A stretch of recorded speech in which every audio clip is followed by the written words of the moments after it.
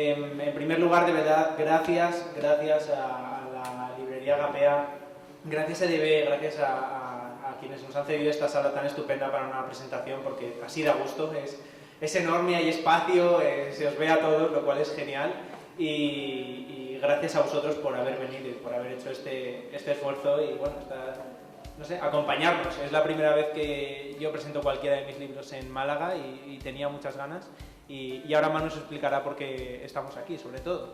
Pues sí, bueno, buenas a todos, mil gracias por venir. El caso es que me hacía especial ilusión venir aquí porque Málaga es mi segunda casa, o sea, yo desde que era pequeño me paso todos los veranos aquí en Málaga, entonces le tengo especial cariño a esta tierra, así que cuando le dijimos a Eve, le propusimos de hacer una presentación aquí, pues la verdad es que... Nos dijeron que sí, fue como estupendo. Encantados y nosotros, pues oye, nosotros más encantados aún. Sí. Así que sabéis eso, que nos hace especial ilusión. Bueno, él porque es su primera presentación aquí y yo por Málaga estar aquí, desde luego. Así que esto queremos que sea un poco una conversación entre vosotros y nosotros, porque como veis estamos aquí solos, tenemos cosas que contaros, pero también estaría muy bien que vosotros fuerais levantando la mano y nos fueseis preguntando, porque así sabemos lo que os interesa. Si no, simplemente divagaremos sobre el libro y a lo mejor decimos cosas que no os apetece escuchar a ninguno. Así que vosotros sabréis. De vez en cuando iré preguntando, ¿queréis hacer alguna pregunta? Y levantéis la mano y os pasamos un micro, uno de estos dos estupendos micros y así. Si no me pongo a hablar de lo mucho que me costó poner en marcha la caldera ayer. Sí, es verdad. Fue duro el tema de la caldera, pero ya está solucionado. Yo me he podido duchar con agua caliente, así que todo bien. Sí. Si no, no tendría esta sonrisa, os lo aseguro. Pues nada, estamos aquí para hablar de Electro. No sé si alguien no ha leído esta novela, esta historia, pero para quienes no lo sepan... Espérate, pregunta del millón. ¿Cuántos habéis terminado de leer Electro? Habéis terminado, ¿eh? Hostia, unos cuantos, ¿eh? ¿Y cuánto estáis en ello? La otra mitad, pues ya está, estupendo. Está bien. Pues básicamente, para quienes ni hayáis empezado ni estéis por la mitad, cuenta la historia de un chico que se llama Ray y tiene 17 años y se despierta un día en su casa, después de haberse ido a la cama el día anterior tranquilamente, y descubre que el mundo ha cambiado completamente a lo largo de aparentemente una sola noche, pero parece que han pasado como 20 años. La naturaleza se ha comido las casas, las calles, absolutamente todo, y en el jardín de su casa se encuentra el cadáver de una mujer que está sosteniendo un diario, y en ese diario parece que se explican las claves de por qué el mundo ha cambiado tanto en tan poco tiempo. En esa búsqueda de respuestas, intentando encontrar a su familia, se cruza en el camino Eden, que es una chica que está escapando de un lugar llamado la Ciudadela y que enseguida le llama la atención Ray por una extraña razón para ella, y es que, a diferencia de su corazón y del resto de las personas que viven en este nuevo mundo, el corazón de Ray no necesita energía externa para que siga latiendo. El de ella, el de toda esta gente, está conectado a unos brazaletes que calculan los latidos de corazón que le queda a cada persona, y entonces él es una anomalía completa en este mundo porque es como nosotros, no necesita nada para que su corazón no deje de latir. Y entonces a partir de ahí ya se empieza a desarrollar la historia a través de Electro, que salió en octubre, Aura, que salió en noviembre, y Némesis, que sale en marzo del año que viene. O sea, todo muy seguidito, porque antes que escritores somos lectores y sabemos lo desesperante que es esperar años y años y años y años a que se termine una saga. Dijimos, no, lo más seguido posible. Y sí, es verdad que para eso hemos tenido que escribir durante 2 años, ¿no? Sí, ha sido un proyecto pues que empezó...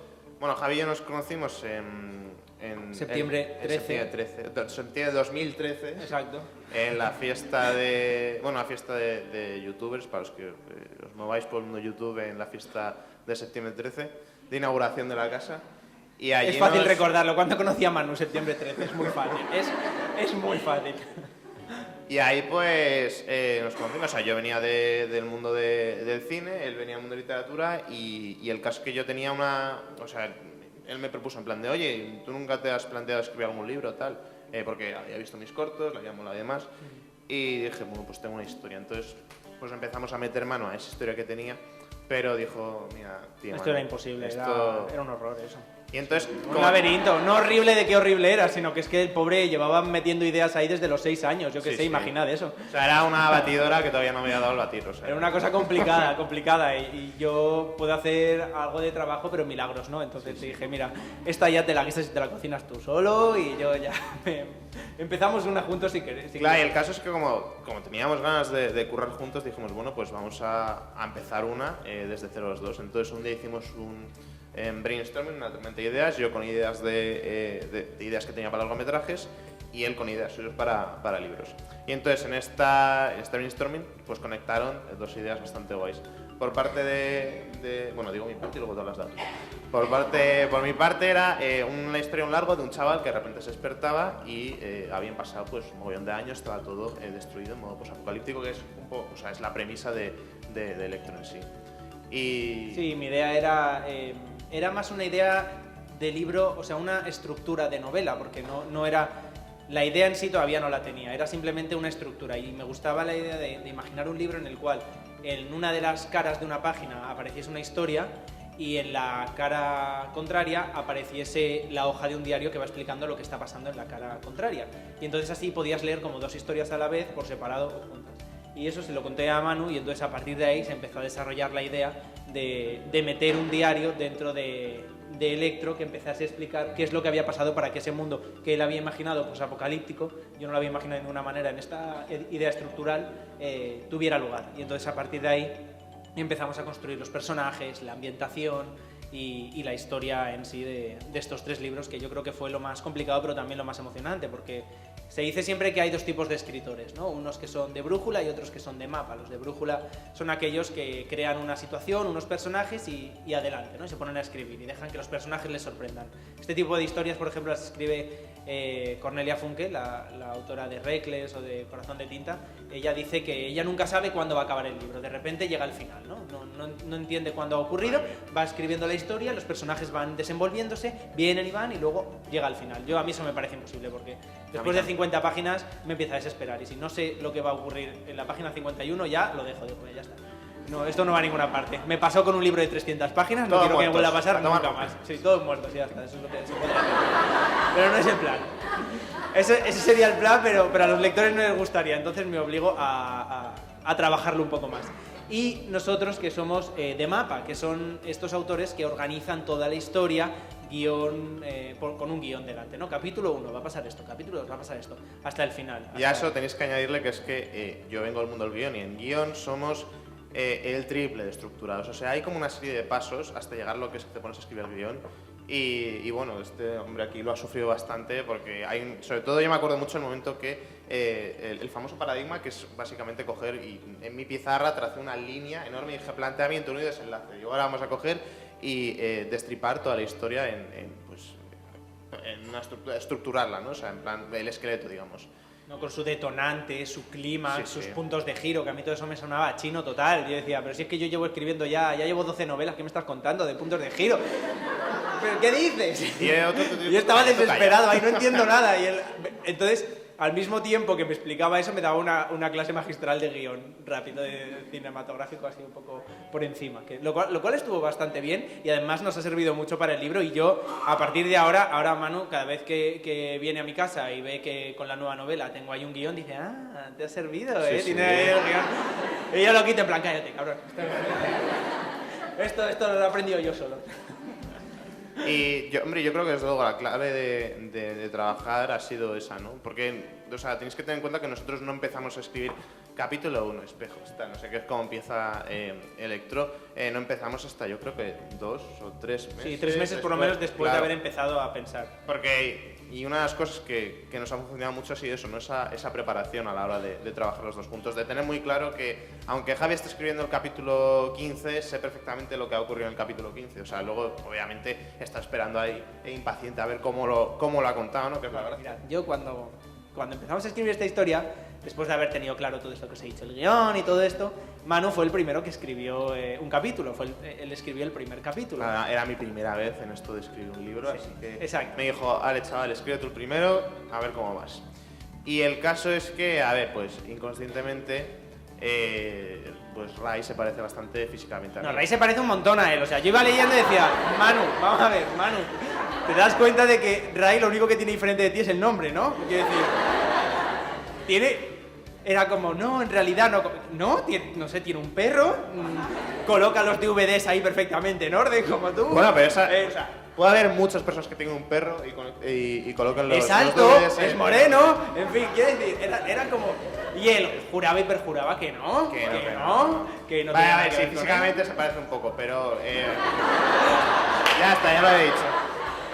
Entonces me encantan estas presentaciones porque tiene que confesarlo una y otra vez. Sí, Yo no haría hincapié si él no me hubiese mentido desde el principio y Te creo odio, que no. Que... Me odia, pero con cariño. Un poco, así, con cariño. Que no, sí, o sea, Ray sí que se parece físicamente a mí, pero emocionalmente, por ejemplo, no me siento... No, veo que somos muy, muy distintos. Sí que es cierto que yo creo que tanto Ray como Eden tienen algo nuestro, o sea... Ray a mí, por ejemplo, a veces me parece un poco pesado, o sea, yo no... Le quiero mucho, tengo mucho cariño, pero es un poco como... Tío, Ray, pero por ejemplo me mola mucho lo optimista que es, ¿no? La paciencia que tiene. Yo creo que esa parte de Ray sí que creo que impregna un poco de eso. De la misma forma de Eden, ¿qué me siento identificado yo con Eden? Eden mola mucho, o sea, va que me vas engañando, pero es que no sé exactamente lo que tengo de Sí, Eden. Eden soy mucho más yo. Sí, él tiene más mala hostia. Yo soy más guay, la verdad. Porque No, vamos a decirlo. que tienes mala hostia.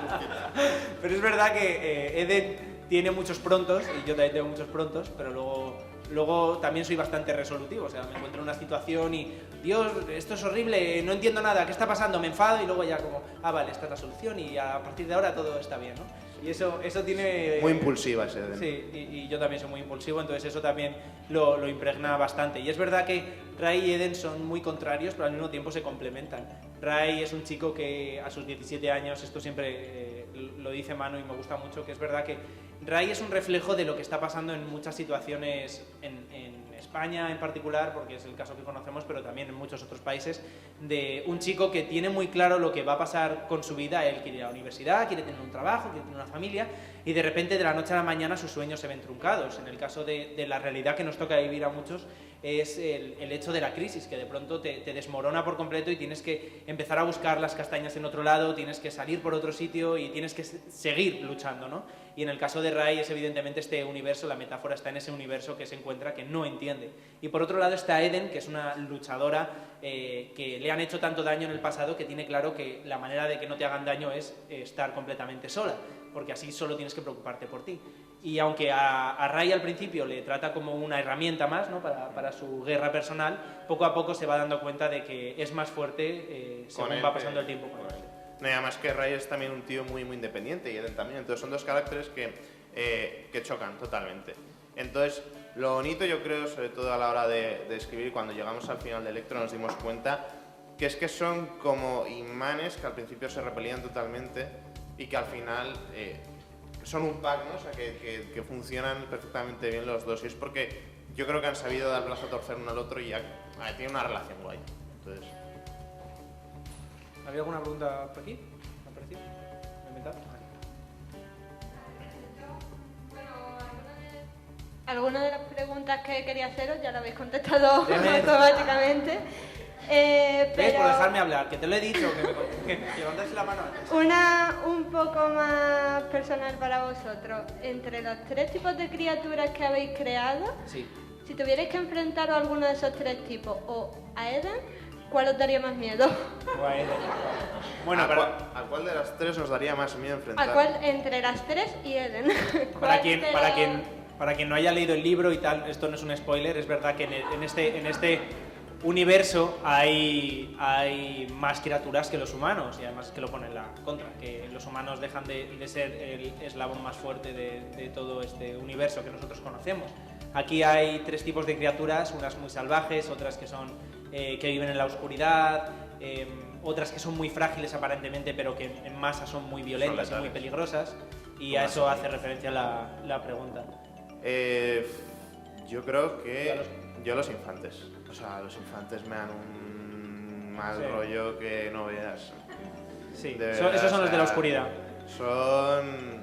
Y además que cuando escribimos, yo creo las secuencias, joder, los capítulos en los que aparecen los infantes, o sea, estaba ahí la tensión de decir, joder, ¿qué haces tú en este momento ante esta horda de infantes que hay? Yo a mí, desde luego, los infantes. Yo casi diría los lobos, que son otras criaturas que son un poco más humanizadas y son más salvajes, lo cual da más miedo porque ves a una persona normal, pero en realidad es casi como un zombie, muy violento. ¿El que es lobo? Los lobos sí, son como muy violentos, tienen una parte así un poco más racional, pero son muy brutitos, entonces eso me daba miedo. Al fin y al cabo de los infantes, pues corres. Bueno, tuvimos las dos nuestras y las juntamos, ¿no? Fue el spoiler del principio el final de Electro, fue lo que tuvimos después muy claro. Y una vez tuvimos eso claro, tuvimos que preguntarnos cómo eran las criaturas que reinaban en este mundo. Y eso es muy divertido, porque claro, te sacan en parte lo peor de ti, ¿no? Porque te tienes que enfrentar a tus miedos, qué te da miedo, y para poder transmitirlo luego a través de unas criaturas a los lectores. Y además es que una cosa que también queríamos hacer es jugar precisamente con el miedo. O sea, y es bastante... Los que os hayáis leído Aura, habéis visto también... Yo creo que es una cosa que me flipa también del universo de Electro, de la saga en sí, que es cómo empiezas creyendo cómo son los lobos, cómo son los cristales, cómo son los infantes, y a medida que va avanzando la historia y vas conociendo esta realidad, cómo son de verdad. Sí, claro, porque es que eso es a lo que iba, que a la hora de construir este universo, nosotros podemos decir que hay muchas criaturas, como estamos diciendo ahora, así en general, pero al final lo que tenemos que hacer para que el lector conecte con este miedo, con esta situación, es contar historias reales. Es un término muy claro en literatura, que es el show, don't tell. Muestra, no lo cuentes. Es decir, tienes que ir a la escena. No quiero que me digas, este protagonista corre muchísimo, quiero verle correr y alcanzar un autobús, porque eso queda mucho más claro y me va a quedar en la memoria de manera más clara que escribiendo, era un chico que corría mucho y era muy veloz. Pues vale, pero si yo le veo corriendo y alcanzando un autobús, eso da mucha más impresión. Entonces, a la hora de construir este mundo pasaba lo mismo, ¿no? Que teníamos esos personajes y teníamos que ir al punto, no sé, a la práctica. Y ahí es cuando Manu sacaba lo mejor de sí y entonces decía cosas como, claro, los infantes, que son estas criaturas que viven en la oscuridad, lo primero que hacen en cuanto nacen es morderse la lengua y ya sangran por toda la boca y ya no pueden hablar y por eso no hablan. Y qué asco, pero qué bonito. Qué visual, qué cosa, ¿no? Sí, mi lado turbio. El lado turbio de Manu era estupendo. Pero también a la hora de hablar de esta ciudadela, que es este reducto humano, ¿no? Del que está escapando Eden, se cuenta que hay una nana que le cantan a los niños desde pequeños, donde se explica qué son estas tres criaturas, sobre todo para infundir miedo a esta gente. Y es que es un ejemplo muy claro de cómo funcionamos. Y si a nosotros desde pequeños nos están diciendo constantemente, ten cuidado de esto, ten miedo, al final tienes miedo aunque no los conozcas. Y es lo que decía Manu, ¿no? Que aunque esa es la sensación que tenemos en Electro, aunque en Aura y en Nemesis seguimos teniendo miedo de esas criaturas, las entendemos al menos y comprendemos dónde están yendo y qué es lo que van a ser, qué es lo que va a ser de ellas, ¿no? Y quién es verdaderamente el enemigo. Y el enemigo no es otro que el miedo, al final, ¿no? Efectivamente. Tampoco voy a añadir nada más a esto porque lo he hecho muy bien. Muy bien. Yo lo que recomiendo siempre mucho es leer una barbaridad, porque es que al final el leer tiene las herramientas que nosotros vamos a utilizar a la hora de escribir, y también no solo leer y disfrutarlo, sino preguntarte por qué estás disfrutando o por qué no estás disfrutando una lectura, ¿no? Incluso apuntarlo. Me ha encantado este libro, al terminarlo o al terminar una escena o al terminar un capítulo, lo que sea, ¿por qué me ha emocionado especialmente? ¿Por qué estoy llorando en este punto? ¿Por qué tengo miedo, no? Por cómo ha construido la atmósfera, por los diálogos que ha creado el escritor, por los personajes, por el ritmo que ha llevado, por cómo está narrado, que parece más poesía que prosa, lo que sea, ¿no? Eso lo apuntas y lo vas aplicando tú en tus historias, porque al final, como todo arte, empiezas copiando y poco a poco vas definiendo tu estilo, ¿no? Muy pocos empiezan con un estilo muy propio y muy diferente a lo que ya se ha escrito o a lo que han leído. Entonces, esa es una base y eso yo lo recomiendo muchísimo. Y luego el organizarte la historia, que de eso seguro que Manu... Sí, la organización es fundamental. A mí, desde luego, y en guión me pasa esto muchísimo, es que yo, hasta que no tengo claro cómo va a acabar una historia, no... O sea, después de tener la idea tengo que pensar, vale, ¿y esta idea cómo acaba? O sea, que si encima viniendo del mundo del thriller, que siempre me gusta, digamos, sorprender con el final, ¿no? El giro este inesperado del final, pues para mí eso es fundamental. Pero creo que también, o sea, en cualquier tipo de historia, creo que es muy, muy importante tener claro dónde acaba, porque precisamente si sabes el final, pues puedes ir tejiendo un poco por dónde va a ir la historia, los personajes y demás.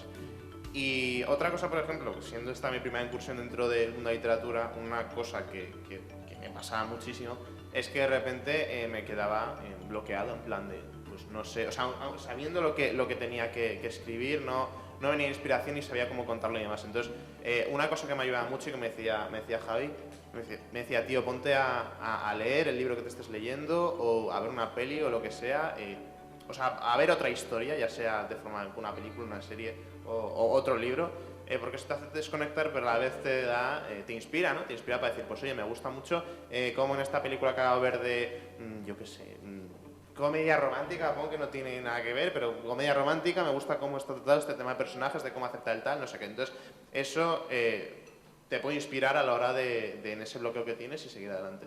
Entonces, yo para mí, eso y bueno, y la organización, que es, como ha dicho Javi, es fundamental. O sea, cuanto más organizado tengas y más claro tengas por dónde quieres ir, es mucho más sencillo, pero claro, es que luego es el dilema entre si eres escritor de brújula o de mapa, porque igual luego están los que decís, no, yo prefiero no ir atado y de escribir tranquilamente porque funcionáis mucho mejor, porque entonces eso depende de cada uno, pero si veis que funcionáis guay con el tema de organización y demás, yo es el consejo que os podemos dar. Sí, yo por hacer spam estupendo, en mi canal de YouTube tengo una playlist entera sobre cómo escribir y publicar una novela, en la que es verdad que son vídeos de 4 o 6 minutos, tampoco puedo contar tanto, pero intento por partes, desde el bloqueo hasta cómo elegir título, hasta cómo crear esos personajes, dar algunas respuestas, porque esa es la razón principal por la que yo empecé en mi canal de YouTube, y era crear algo que yo con 12 años hubiera agradecido, ¿no? Alguien que al menos me guiase un poco en los detalles básicos sobre cómo escribir y publicar una novela. Después ya, como estos vídeos, se quedaban muy cortos, creé la web de escribeunahistoria.com, que es donde creo que algunos de vosotros habéis hecho el curso de escritura, y de hecho lo vamos a reabrir ahora en diciembre. El 1 de diciembre se reabre porque funcionó también en verano, que queremos volver a echar una mano a estos escritores, porque además yo tengo la oportunidad de leer los textos, de valorarlos, de colgarlos en mi web, y eso es algo más personal que los vídeos de YouTube o lo que yo te puedo decir aquí en una charla. Pero para mí lo fundamental es, además lo que dice Manu también, es leer y practicar.